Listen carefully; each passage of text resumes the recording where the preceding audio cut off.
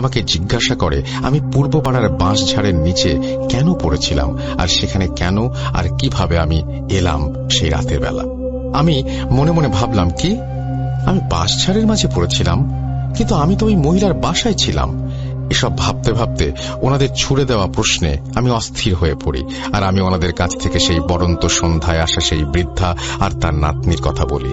আমার কথা শুনে ওনারা আর চোখে আমার দিকে তাকালেন, আর ওনাদের মাঝে একজন বলে উঠলেন, কি কোন ডাক্তার সাহেব, ওইখানে তো বাঁশের জঙ্গল ছাড়া কিছু নাই, ওইখানে মানুষ যায় না তো, একটা মাটির ভিটা আছে, পরে সবাই গ্রাম সাইডা চইলা গেছে। এই কথা শুনে আমি যেন আকাশ থেকে পড়লাম, আর মনে মনে ভাবতে লাগলাম যে কি হচ্ছে আমার সাথে। আজকে সন্ধ্যা থেকে বিজ্ঞানের ছাত্র আর মূলত ডাক্তার হবার ফলে আমি এইসব বিষয় কোনোদিন বিলিভ করতাম না, কিন্তু সন্ধ্যায় তাহলে কি হলো আমার সাথে? আমি নিজেকে এর সায়েন্টিফিক ব্যাখ্যা দিতে লাগলাম নানানভাবে, কিন্তু একটা সমস্যা রয়েই যাচ্ছে, আমি কিভাবে বাঁশঝাড়ের ভেতরে গেলাম? আর যদি কিছু বা নাই দেখি তাহলে অজ্ঞান হলাম কেন? আমি একজন ডাক্তার, আমি যথেষ্ট স্বাস্থ্য সচেতন আর সুস্থ, আর আমার মানসিকভাবেও আমি অনেক শক্ত, কিন্তু এত কিছুর পরেও আমি নিজেকে কোনো সায়েন্টিফিক ব্যাখ্যা দিতে পারিনি। সেদিন রাতের বেলা গ্রামের লোকেরা যাবার পর আমি আলমগীরকে রাতে আমার সাথে থাকতে বলি, কারণ আমি অনেক ভয় পাচ্ছিলাম। আমার কথায় আলমগীর রাজি হয়ে যায়। গ্রামের মানুষরা খুবই ভালো বিধায় ওনারা আমার আর আলমগীরের খাবারের ব্যবস্থা করে দেন সেদিন রাতে। রাতের বেলা খাবার শেষ করে আমি আর আলমগীর ঘুমানোর জন্য শুয়ে পড়লাম। প্রতিদিন বাড়ি ফেরার আগে কয়েল কিনে আনতাম যেন মশা কামড়াতে না পারে। সেদিন আর আনা হয়নি ভেবে আমি আমার সুটকেস থেকে মশারি বের করে চারপাশে দড়ি লাগিয়ে বিছানার উপর মশারি টানিয়ে দিলাম আর ঘুমাবো বলে শুয়ে পড়লাম। কিছুক্ষণ পর আমার প্রচন্ড শীত লাগতে শুরু করলো, আর আলমগীরকে ডাকতে লাগলাম। কিছুক্ষণ ডাকার পর আলমগীর উঠে আমার গায়ে হাত দিয়ে বলে, ইয়াল্লাহ স্যার, আপনার শরীর তো পুড়ে যাচ্ছে, আপনার ঘরে ওষুধ নাই? আমি আলমগীরকে বলি, পাশের ঘরের আলমারির ওপরে ওষুধের বাক্স রাখা আছে। ওষুধের বাক্স আনতে আলমগীর চলে গেলে আমি তার জন্য অপেক্ষা করতে লাগলাম।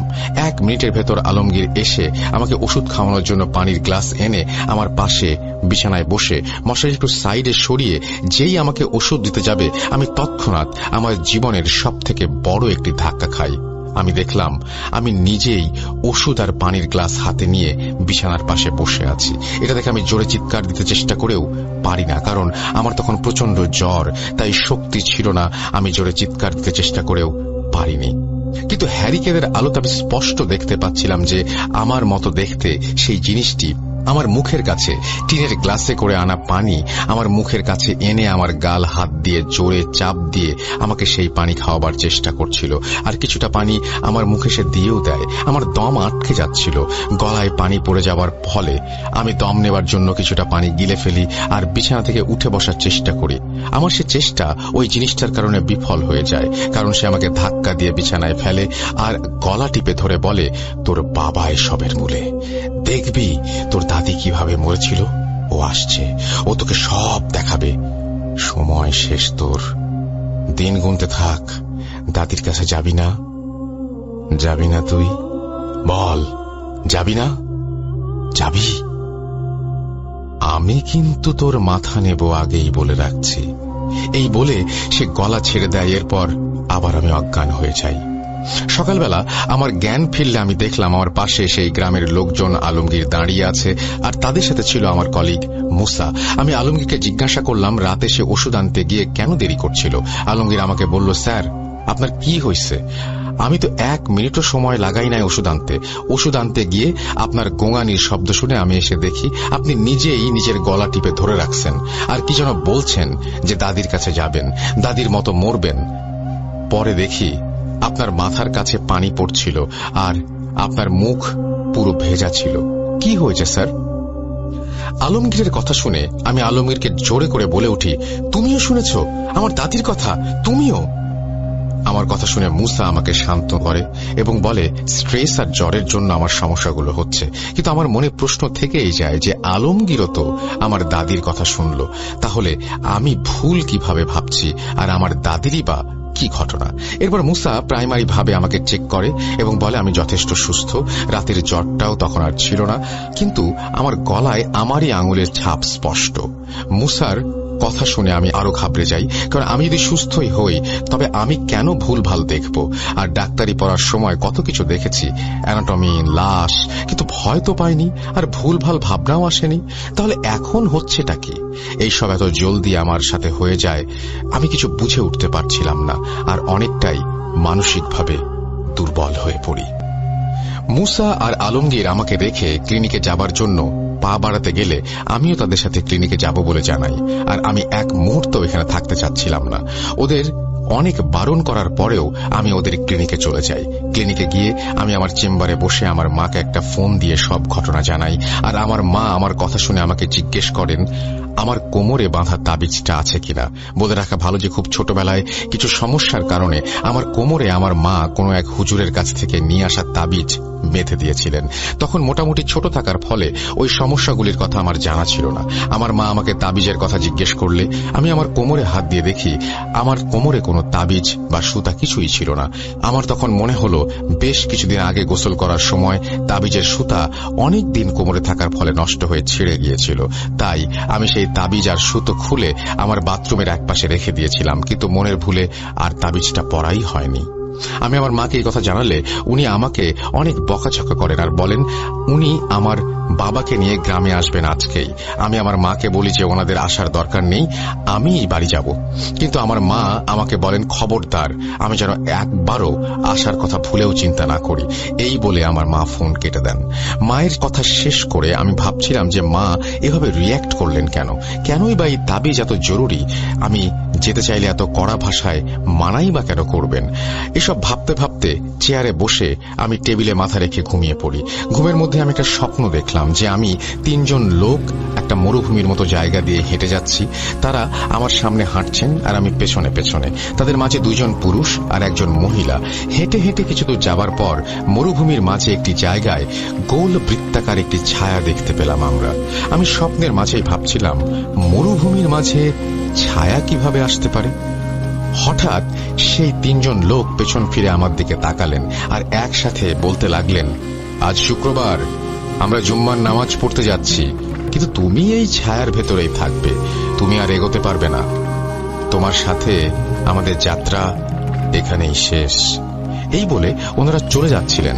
আমি ওনাদের চেহারা দেখে 3 জনের মাঝে 2 জনকে চিনতে পারলাম, কারণ ওনাদের মাঝে একজন ছিলেন আমার মা, আরেকজন আমার বাবা, আরেকজন ছিলেন একজন বৃদ্ধ লোক। উনি আমাকে বললেন বাবা, আমার আর কিছুই করার নাই, আমাকে মাফ করে দিও, আল্লাহর দরবারে ক্ষমা চাইবো কিছু না করতে পারার জন্য। ওনার কথা শেষ করে চলে যাচ্ছিলেন আর আমি ওনাদের সাথে যেতে চাইলেও পারছিলাম না, কারণ আমার পা চলছিল না আর আমার মুখ থেকে কোনো আওয়াজ বের হচ্ছিল না। আমি চিৎকার করার চেষ্টা করতে লাগলাম সমস্ত শক্তি দিয়ে। হঠাৎ আমার ঘুম ভাঙলো ক্লিনিকের এক নার্সের ধাক্কায়। উনি আমাকে বললেন আমি নাকি ঘুমের মাঝে চিৎকার করছিলাম। আমি ঘুম থেকে উঠে দেখি প্রায় রাত হয়ে গেছে। আমি আমার মোবাইল ফোন হাতে নিয়ে দেখি আমার মোবাইলে 17টা মিসড কল আমার ফোনে ভাসছিল। আমি তড়িঘড়ি করে বাবাকে ফোন দেই আর আমার বাবা আমার উপর রাগ করে অনেক কথা শোনালেন আর এও বললেন ওনারা 30 মিনিটের মাঝে ক্লিনিকে পৌঁছে যাবেন। আমি অপেক্ষা করতে লাগলাম আর কিছুক্ষণ পর মা ও বাবা এলেন ক্লিনিকে। ওনাদের সাথে একজন বৃদ্ধ হুজুর ছিলেন। আমি হুজুরের চেহারা দেখে নিজেকে সামলাতে পারছিলাম না, কারণ সেই হুজুরের চেহারাটি ছিল আমার স্বপ্নে দেখা সেই 3 জন ব্যক্তির মাঝের তৃতীয় ব্যক্তির মতো। নিজেকে কিছুটা সামলে নিয়ে আমি হুজুরকে সালাম দিয়ে বলি যে ওনাকে আমি স্বপ্নে দেখেছি একটু আগে। উনি আমাকে জিজ্ঞাসা করলেন আমি ঠিক কি দেখেছি স্বপ্নে। আমি ওনাকে আমার স্বপ্নের কথা বললে ওনার চেহারায় কেমন একটা কালো ছাপ পড়ে গেল। উনি কিছু না বলে আমার মা বাবার দিকে তাকিয়ে না বোধক মাথা নাড়লেন। আমার মা কাঁদো কাঁদো কণ্ঠে হুজুরকে বললেন আমার ছেলেকে বাঁচান হুজুর।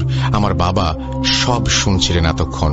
হঠাৎ উনি আমার দিকে তাকিয়ে আমার গালে জোরে একটা চর বসিয়ে দিলেন। তুই তাবিজ কেন খুললি? আর কয়েক বছর পর খুললে কি হতো? এই কথা বলে আমার বাবা আমাকে জড়িয়ে ধরে কাঁদতে লাগলেন। আমার বাবার কান্না শুনে মুসা আমাদের দিকে এসে জিজ্ঞাসা করলো কি হয়েছে, কিন্তু ওকে আমরা কেউ কিছু বলতে পারলাম না। ও আমার বাবাকে সান্ত্বনা দিয়ে চলে যায়। এরপর আমরা বাসায় ফিরে যাই। বাসায় ফেরার এতটা পথে আমি আমার বাবা, মা এবং হুজুর কেউ একটা শব্দও বিনিময় করিনি। কিন্তু আমার কানের কাছে বারবার কিছু শব্দ ভেসে আসছিল, কিরে সময় তো শেষ তোর, আমার কাছে আয়, দাদির মতো আয়, দাদির মতো আয়, দাদির মতো। এই বলে আস্তে আস্তে শব্দগুলো ক্ষীণ হয়ে আসছিল। আমি আমার বাবার দিকে তাকিয়ে জিজ্ঞাসা করলাম উনি আমাকে কিছু বলছিলেন কিনা। উনি আমার দিকে করুণ দৃষ্টিতে তাকিয়ে কেঁদেই যাচ্ছিলেন আর কেঁদেই যাচ্ছিলেন। আস্তে আস্তে আমরা বাড়ি ফিরে এলাম। বাড়িতে ফিরতেই দেখি গ্রামের বেশ কিছু মানুষ আমার বাসার সামনে আমার জন্য রাতের খাবার রান্না করে নিয়ে বসে আছে। আমার মা বাবাকে দেখে ওনারা আমার মা বাবার জন্য খাবার রান্না করতে চলে যান। ভাবুন গ্রামের মানুষরা কতটা ভালো হয়। যাই হোক, বাসায় ফিরে পানি খেয়ে আমার বাবা মার সাথে কথা বলে হুজুর বাইরে চলে গেলেন। একটু পর বাইরে থেকে আজানের শব্দ ভেসে আসলো, কিন্তু গ্রামের মসজিদ ছিল অনেক দূরে।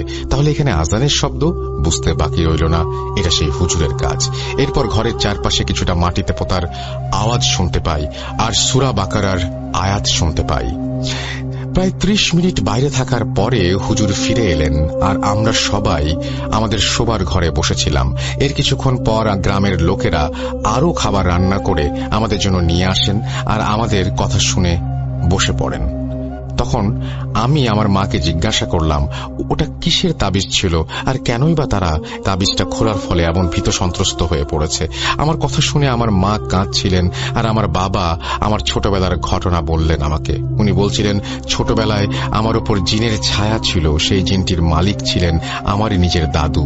বলতে লজ্জা লাগে তবুও বলি, আমার দাদু নাকি একজন কালো জাদুকর ছিলেন আর তার কারণে অনেক মানুষের ক্ষতি হয়েছে, তিনি ক্ষতি করে বেড়াতেন। আমার দাদু আমার বাবার জন্মের আগে থেকে এসব করতেন আর সেই কাজের মাধ্যমে আয় করা টাকা দিয়েই নাকি আমার বাবাকে লালন পালন করতেন। কিন্তু আমার দাদি একদিন ওনার এই কালো জাদুর ঘটনা জেনে যান আর উনি নিজের ছেলেকে হারামের টাকায় বড় করতে চান না বলে বাড়ি থেকে বেরিয়ে আসেন আমার বাবাকে নিয়ে। আর বাড়ি ফিরে সবাইকে দাদুর কথা জানান। বাসার মানুষ ক্রুদ্ধ হয়ে দাদুর বাড়িতে গেলে তাকে আর খুঁজে পাওয়া যায়নি। এর কিছুদিন পর নাকি আমার দাদি পাগল হয়ে গিয়েছিল আর মারা গিয়েছিল 5 মাসের মাথায়। উনি মারা যাবার আগে নাকি অদ্ভুত আচরণ করতেন। উনি নাকি চিরুনি দিয়ে নিজের চুল ছিঁড়তেন আর গোসল না করার ফলে মাথা থেকে চুলের সাথে উঠে আসা কি কি নাকি সব বেছে বেছে খেতেন। আর একদিন দেখা যায় আমার দাদি গায়ে পোকা হয়ে গিয়েছিল। অনেক কবিরাজি তদবির চলছিল আমার দাদির জন্য, কিন্তু উনি বাঁচেননি। একদিন ছনের ছাদের বাঁশের সাথে দড়ি পেঁচিয়ে সেটি গলায় দিয়ে আত্মহত্যা করেন আমার দাদি। আসলেই কি সেটা আত্মহত্যা ছিল নাকি অন্য কিছু? আমার দাদি মারা যাওয়ার পর আমার বাবা তার খালার কাছে বড় হন। অনেক বছর কেটে যায়। আমার বাবা বিয়ে করেন আমার মাকে। বিয়ের 2 বছরের মাথায় আমার আগমন ঘটে। আর একদিন হঠাৎ গ্রামের বাড়িতে আমার দাদু কোথা থেকে যেন আমাদের কাছে আসেন। আমি তখন খুব ছোট, উঠোনে হামাগুড়ি দিয়ে খেলছিলাম। আমার বাবা মা ঘরের ভেতরে কাজ করছিলেন সবার সাথেই। হঠাৎ আমার কান্নার শব্দ শুনে ওনারা উঠোনে এসে দেখেন আমার দাদু আমাকে কোলে নিয়ে আমার মাথায় কালো রঙের তিলক লাগিয়ে আমার কানের কাছে কি যেন পড়ছিলেন। আমার বাবা এটা দেখে আমাকে জোর করে দাদুর কোল থেকে নিয়ে আমার দাদুকে ধাক্কা দিয়ে ফেলে দেন। আমার দাদু খুব ক্ষিপ্ত হয়ে আমার বাবাকে বলেছিলেন, তুইও তোর মায়ের মতো আমার সাথে দুর্ব্যবহার করলি, আমার ছেলে হয়ে তুই আমার গায়ে হাত তুললি, আমার কাছ থেকে আমার ছেলেকে সরানোর জন্য তোর মাকে কি করেছি দেখেছিলি তুই? এবার তোর কাজের জন্য তোর কাছ থেকে তোর ছেলে কেড়ে নেব আমি। দেখবি ছেলে হারানোর কি যন্ত্রণা।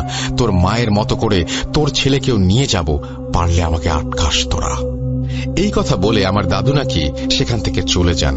আমার পরিবারের বাকি সদস্যরা নাকি আমার দাদুকে ধরতে গেলে আমার বাবা বলেন যে যত যাই হোক তিনি হচ্ছেন বাবা, আর বাবাকে কিছু করে পাপের ভার নাকি তিনি অর্থাৎ আমার বাবা বহন করবেন না। কিন্তু দাদুর কথা শুনে আমার বাবা ঘাবড়ে গেলেও নাতির কোনো ক্ষতি দাদু করবেন না এই ভেবেই আমার বাবা বিষয়টি ভুলে যান। কিছুদিন পর থেকে নাকি আমার আচরণের পরিবর্তন আসে। অকারণে ঘন্টার পর ঘন্টা আমি কাঁদতাম, আর রাতের বেলা মাঝে মাঝে আমাকে খুঁজে পাওয়া যেত না, কিন্তু সকালে পাশের বাড়ির বাঁশঝাড়ের সামনে নাকি আমাকে পাওয়া যেত। এসব দেখে ভয়ে আমার বাবা আমাকে নিয়ে মসজিদের ইমাম সাহেবের কাছে যান। ইমাম সাহেব বলেন আমার দাদু নাকি খুব নিকৃষ্ট একটি কাজ করেছেন, আমার ওপর নাকি জিন চালান দিয়েছেন।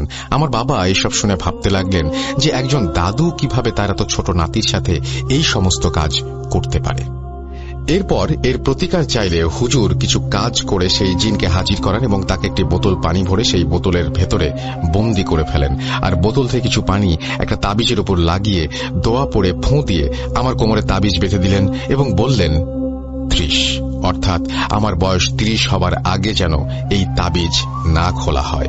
যদি খোলা হয় তো এই জিন বোতল থেকে মুক্ত হয়ে যাবে। খুবই নিকৃষ্ট কালো জাদু হবার ফলে জিনটা খুব শক্তিশালী ছিল, তাই তাকে একেবারে নিধন করা যায়নি, আর একে নিধন করার ক্ষমতাও নাকি হুজুরের ছিল না। আমার বাবার কাছ থেকে এসব শুনে আমি যেন আকাশ থেকে পড়ি, আর আমার নিজের জীবনে কি হবে তা না ভেবে আগে এটা ভাবি যে আমার দাদু কিভাবে পারলেন এই জঘন্য কাজ করতে। আমি যখন ভাবছিলাম তখন হুজুর বললেন এখন কিছু করা একেবারে অসম্ভব। এই জিন আমাকে সেদিন রাতের বেলা, অর্থাৎ যেদিন আমি আমার বিছানায় মশারিটা নিয়ে শুয়েছিলাম, সেদিন রাতের বেলা যে পানি খাইয়েছিল সেটির ফলে আমার সাথে সে জড়িয়ে গেছে। আর এই গ্রামের যেই বাঁশঝাড়ে আমি পড়েছিলাম রোগী দেখতে গিয়ে, সেই বাঁশঝাড়ে তার বাস এখন। বাড়ি বন্ধ করে আজান দেওয়ার সময় হুজুর সেটা বুঝতে পারছিলেন, তাই আমাকে যত দ্রুত সম্ভব গ্রাম ত্যাগ করতে বললেন। সেদিন রাত্রে আমাদের কারো ঘুম হয়নি।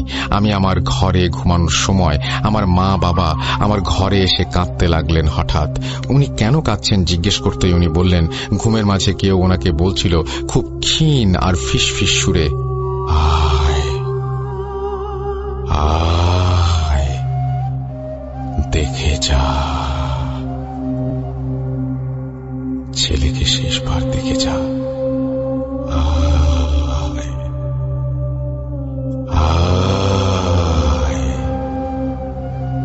দেখে যা। এরপর আস্তে আস্তে ফিসফিস আওয়াজ রাগান্বিত আওয়াজে পরিণত হয়। আমার কাজে বাধা দিবি? তোর ছেলের বাবাকে জিজ্ঞেস কর ওর মায়ের সাথে কি হয়েছিল, দেখে যা, আয়। এসব শুনে আমার মায়ের ঘুম ভাঙার পর উনি ঘরে এসে আমাকে সব বলেন আর অঝরে কাঁদতে থাকেন। এই বলে আবরার সাহেব দীর্ঘশ্বাস ফেলে আমাদের বললেন যে এখন ওনার মা বাবা বাড়িতে নাকি ওনার জিনিসপত্র গোছাচ্ছিলেন, সেখান থেকে চলে যাবেন বলে। আর উনি কাজের এক ফাঁকে দোকানে এসে বসছিলেন, কারণ ওনার মন বাড়িতে টিকছিল না। আবরার সাহেবের বাসায় নাকি সেই চায়ের দোকানের লোকটাও ছিল সেদিন রাতে। উনি আমাদের ঘটনাটি বলতে চাননি, কারণ একজন ডাক্তার হয়ে আমাদের মতো বিজ্ঞানমনা ব্যক্তিদের এই ঘটনা বললে আমরা যদি ওনাকে পাগল ভাবি। আর উনি ঘটনাটি মূল দোষী ওনার নিজের দাদু হওয়ায় ঘটনাটি বলতে অস্বস্তি বোধ করছিলেন। আবরার সাহেবের কথা শুনতে শুনতে কখন যে পরন্ত বিকেল হয়ে গিয়েছিল আমি আর জনি সেটা খেয়াল করতে পারিনি। আমাদের খেয়াল ফেরে আমার আম্মুর ফোন কলে। আমার আম্মু ফোন করে জিজ্ঞেস করেন যে আমি কোথায় আর বাসায় কেন আসছি না। আমি 2 ঘন্টার মধ্যে ফিরছি জানিয়ে ফোন রেখে দিয়ে সেখান থেকে জনিকে নিয়ে রওনা হয়ে যাই বাসার উদ্দেশ্যে। ফেরার আগে আবরার সাহেবকে আমি বা জনি কেউ কিছু বলতে পারিনি, কারণ আমরাও রীতিমতো ভয় পেয়ে গিয়েছিলাম এই লোমহর্ষক ঘটনাটি শুনে। এরপর আবরার সাহেবের মোবাইল নাম্বার নিয়ে আমি আর জনি চায়ের বিল পরিশোধ করে সেখান থেকে উঠে পড়ি। ফেরার সময় আবরার সাহেবের ভয় মাখা মুখ দেখে আমার খুব খারাপ লাগছিল। আমিও একজন ব্ল্যাক ম্যাজিকের ভিকটিম, আমি জানি কেমন লাগে এই অনুভূতিগুলো। বাসায় ফেরার জন্য গাড়িতে উঠে আমি শুধু একটা কথাই ভাবছিলাম, কারণ নিজের আপন রক্ত কিভাবে এই কাজ করতে পারে, আর সে যদি হয় নিজেরই দাদু, কিভাবে পারে মানুষ এত নিষ্ঠুর হতে। বাসায় ফিরে আবরার সাহেবের সাথে এরপর কি হয়েছিল ভাবছিলাম আমরা। উনি কি পেরেছিলেন এই সমস্যা থেকে পরিত্রাণ পেতে? কি হয়েছিল ওনার সাথে? এখন কেমনই বা আছেন তিনি? ওনাকে আমরা ফোন করতে চাচ্ছিলাম, কিন্তু ফোন করে কি বলবো আর কি জিজ্ঞেস করব ভেবে না পাওয়ার কারণে কয়েকদিন আর ফোন করতে পারিনি, কারণ যার কষ্ট সেই বোঝে। ফোন দিয়ে খামোখা সেই কষ্ট বাড়াতে চাইনি, কিন্তু জানার আগ্রহ কিছুতেই ত্যাগ করতে না পারায় কিছুদিন পর আমি আর জনি আবরার সাহেবের ফোনে ফোন করেছিলাম, কিন্তু ওনার মোবাইল ফোন বন্ধ ছিল। এর মাঝে বহুবার ফোন করেও নাম্বার বন্ধ পেয়েছি। লাস্টবার যখন ফোন করেছিলাম একজন ভদ্রলোক ধরেছিলেন আর বলেছিলেন যে আবরার সাহেব নামে উনি কাউকে চেনেন না, আর এই সিমটি উনি কয়েক মাস আগে কাস্টমার সার্ভিস থেকে নিয়েছেন নতুন সিম হিসেবে। এরপর আর কখনো ওনার সাথে আমাদের কোনো যোগাযোগ হয়নি। জনিদের পরিবারের সাথে পরিচিত হবার কারণে আমি জনিকে বলেছিলাম যেন আবরার সাহেবের পরিবারের খোঁজ নেয় সে, কিন্তু সে আমাকে জানিয়েছিল অনেক চেষ্টা করেও তাদের পরিবারের কারো সাথে যোগাযোগ করা যায়নি। এই ছিল আজকের মতো ঘটনা। কিছু ঘটনার শেষ প্রান্তে আমরা কখনোই পৌঁছাতে পারি না। অমীমাংসিত কিছু জিনিস আমাদের এই জীবনে রয়েই যায়। এই যেমন জিন জাতি কেন মানুষের পেছনে লেগে থাকে এর কোনো এক্সপ্লেনেশন নেই। কারো জাদুই বা মানুষ কেন করে, কি লাভ আর অন্যের ক্ষতি করে, এর কোনো ব্যাখ্যা আছে? না, নেই। থাকলে সেটি আমার জানা নেই। কারো জানা থাকলে আমাকে জানাবেন। ধন্যবাদ সবাইকে ধৈর্য নিয়ে এতটা সময় আমাদের ঘটনাটি শোনার জন্য। আশা করি আপনাদের এই ঘটনাটি ভালো লেগেছে। ঘটনাটি কতটুকু গুছিয়ে লিখতে পেরেছি আর কতটা ভয় লেগেছে ঘটনাটিতে আমি জানি না। কতটুকু ভয় ছিল সেই বিচারটা লিসেনারদের কাছেই ছেড়ে দিলাম। অনিচ্ছাকৃত ভুলের জন্য আবারও ক্ষমা প্রার্থনা করে আজকের মতো বিদায় নিচ্ছি। আমি সাবিত ফ্রম ময়মনসিং। সবাই ভালো থাকবেন। ধন্যবাদ। আসসালামু আলাইকুম। আমার ফোন, তারপরে তিনি তার ফোন নাম্বার শেয়ার করেছেন এবং এভাবেই তিনি তার ঘটনা শেষ করেছেন।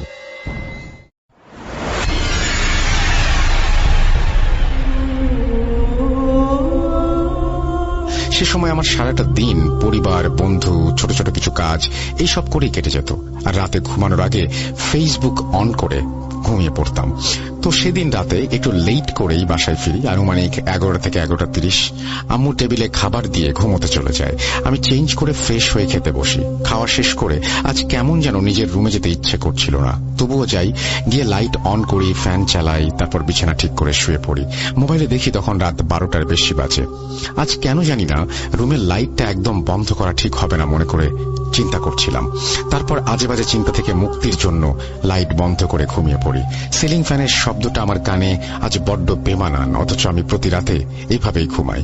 আমি ঘুমিয়ে যাই। প্রচন্ড গরমে, ঘামে ভেজা শরীরে আমার ঘুম ভাঙে। ফ্যানটা বন্ধ ছিল। আমার রুমে শুনশান, চারিদিক নীরবতা, একটা পরিবেশ। আমি বুঝতে পারি কারেন্ট চলে গিয়েছে। আমি জানি না তখন কয়টা বাজে, কারণ অন্ধকারে আমার ফোনটা কোথায় রেখেছি খুঁজে পাচ্ছি না। এদিকে আমার ওয়াশরুমে যেতে হবে। ওয়াশরুমটা ছিল আমার রুম থেকে বের হয়ে ছোট একটা হল রুম। আমরা টিভি দেখি ওইখানে। তার পাশে একটা রুম ছিল, সেখানে। নিচের বাড়ি বিধায় অন্ধকারে তেমন একটা অসুবিধা হয়নি। আমি রুমের দরজা খুলে কোনো রকমে, কোনো সমস্যা ছাড়াই ওয়াশরুমে চলে যাই। আমি ওয়াশরুম থেকে বের হয়ে নিজের রুমের দিকে হাঁটছি, আর আমার শরীরটা ভার হয়ে আসছে। পাশে আম্মু আব্বুর রুম। আমি একবার ভেবেছিলাম আম্মুকে ডাক দেব, তারপর আবার ভাবলাম নিচের ঘরের মধ্যে আছি, কিসের ভয়? আম্মু শুনলে কি ভাববে? কিন্তু সত্যি আমি ভয় পাচ্ছিলাম। জীবনেই প্রথম আমি নিজের ঘরে ভয় পাচ্ছি। বুঝতে পারছি আলোর অভাবটা। আমি আমার রুমের সামনে চলে আসি। এসেই আমি দরজায় একটা ধাক্কা খাই। দরজাটা চাপানো ছিল। আমার কলিজাটা ধক করে উঠল। আরে, আমি তো মাত্র দরজা খুলে বের হলাম, দরজা চাপালো কিভাবে? আমি কিছু না ভেবেই দরজা খুলে রুমে ঢুকে যাই। রুমে ঢুকে প্রথমে বিছানায় হাত রাখতে দেখি আমার মোবাইলটা। মনে একটা শান্তি চলে আসে। আমি তাড়াতাড়ি করে মোবাইলের ফ্ল্যাশটা জ্বালাই, আর জ্বালিয়ে দেখি আমি ওইটা দেখার জন্য কোনোদিন প্রস্তুত ছিলাম না। আমি দেখি রুমের একটা কোণায় আমি নিজেই দাঁড়িয়ে আছি। এই প্রথম আমি আয়না ছাড়া আমাকে দেখছি।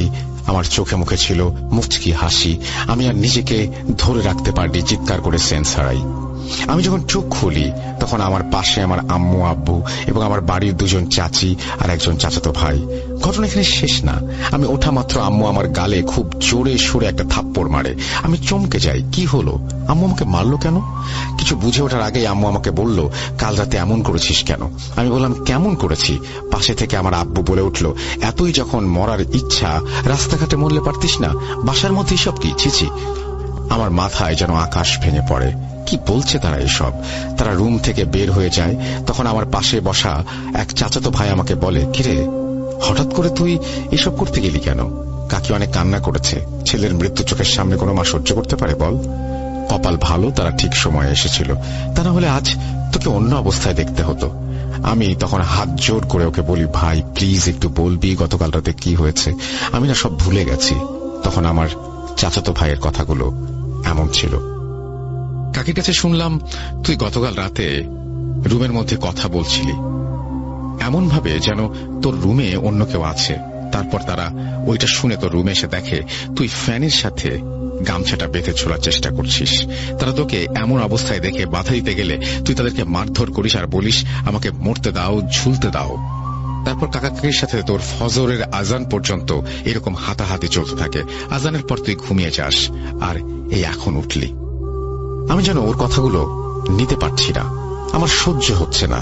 কথাগুলো আমার কানে যেন বন্ধ হয়ে আসছিল। একবার ভাবুন তো, যদি আপনাদের সামনে এমনটা হতো, কি দিতেন এর সমাধান? নিজের মনকে কি বুঝাতেন?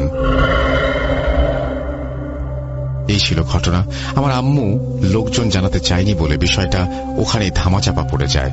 তারপর থেকে কিছু হয়নি আমার সাথে, কিন্তু আমি এখনো এই প্রশ্নের উত্তর খুঁজছি। কেন কেন আমার সাথে এমনটা ঘটেছিল? আমার দেখা আমিটা আসলে কি আমি ছিলাম, নাকি আমি রূপী অন্য জগতের কেউ? আজও আমি এই রহস্যের গণ্ডি অতিক্রম করতে পারিনি। ধন্যবাদ আপনাকে রাসেল ভাই ঘটনাটি পড়ে শোনানোর জন্য। আপনাদের যদি ভালো লাগে অবশ্যই লিসেনারদের পড়ে শোনাবেন। কেউ এর ব্যাখ্যা দিতে পারলে জানাবেন। ভূত.com বেঁচে থাকুক আজীবন। আল্লাহ হাফেজ। সিলেক্টেড হলে জানাবেন। আরো কিছু ঘটনা আছে দাদির মুখে শোনা। Thank you very much. আপনার ঘটনা আমি পড়লাম এবং আশা করছি আপনার ঘটনা যারা শুনছেন তাদেরও ভালো লেগেছে। আপনাদের কাছেও যারা যারা আছেন আমাদের সাথে এখন শুনছেন, তাদের কাছে যদি কোনো ঘটনা থাকে অবশ্যই পাঠিয়ে দিন। আমাকে পাঠিয়ে দিবেন বলেই আমি অপেক্ষায় আছি। আমাদের ইমেল অ্যাড্রেস হচ্ছে russell.booth.com@gmail.com।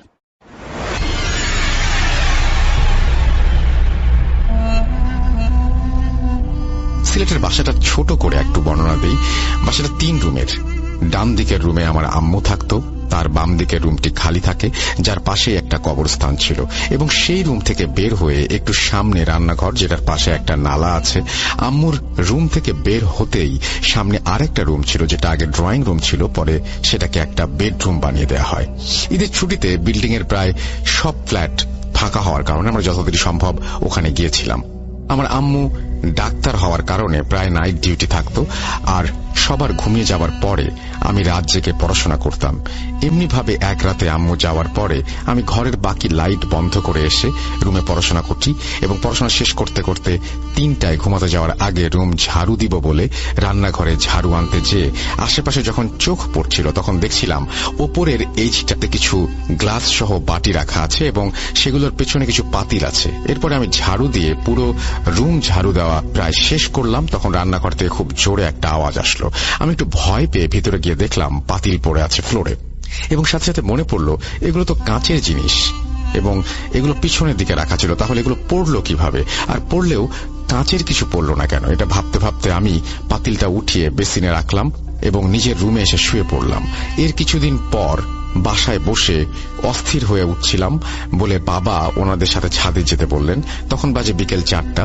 লিফটের সামনে অপেক্ষা করার সময় হঠাৎ নাকে পচা গন্ধ, এবং পচা গন্ধের কারণে আমি দাঁড়াতে পারছিলাম না। বাবাকে গন্ধের বিষয়টা জিজ্ঞেস করতে উনি বললেন, কোন গন্ধের কথা বলছি আমি? কোনো গন্ধের আভাস নেই।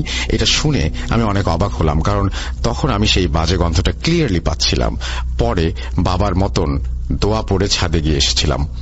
প্রায় 15 দিন পরে আমরা ঢাকায় ফিরে আসি। আমাদের বাসার একটু বর্ণনা দেই।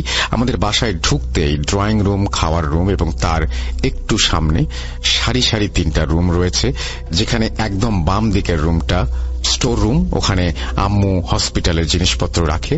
মাঝের রুমটা আমার বাবা মার, এবং ডান দিকের শেষের রুমটা আমার। সিলেট থেকে আসার পর কিছুদিন মোটামুটি ভালোই কাটছিল, কিন্তু এক রাতে আমি খাওয়ার টেবিলে বসে কানে ইয়ারফোন লাগিয়ে অঙ্ক করছিলাম।